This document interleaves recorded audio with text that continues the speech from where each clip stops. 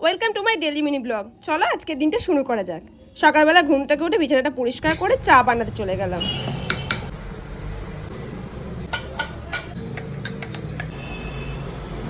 এরপরে স্নান করে গোপু সেবা করে নিলাম।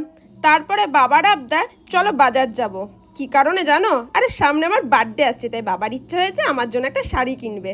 তাই বাবার সাথে বাজারে চলে গেলাম শাড়ি কিনতে। দারুণ সুন্দর একটা শাড়ি কিনেছি, তোমাদের জন্মদিনের দিন পুরোটা দেখাবো।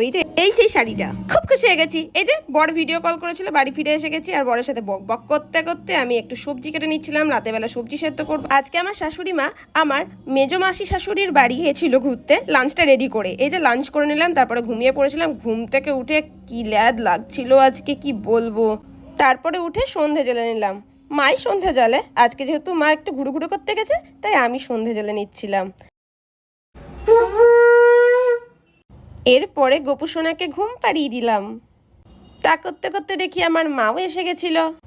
এরপরে একটু কড়া করে কফি বানিয়ে নিলাম নিজের জন্য, আর এই যে সবজি সেদ্ধটা বানিয়ে নিলাম। তারপরে এডিট করতে বসে পড়লাম। কাজ করতে করতে বোর হচ্ছিলাম, মা দেখছে এদিকে রুটি করছে, মায়ের সাথে একটু গল্প করে নিলাম। ফ্রিজ খুলে দেখি আইসক্রিম রয়েছে, বড়াসক একসাথে বসে খাবো। ব্যালকনিতে দাঁড়িয়ে দাঁড়িয়ে ওর আসারই অপেক্ষা করছিলাম। এই আজকের ভিডিওটা এই পর্যন্ত থাকলো। হ্যাঁ, কালকে আবার দেখা হচ্ছে, টাটা।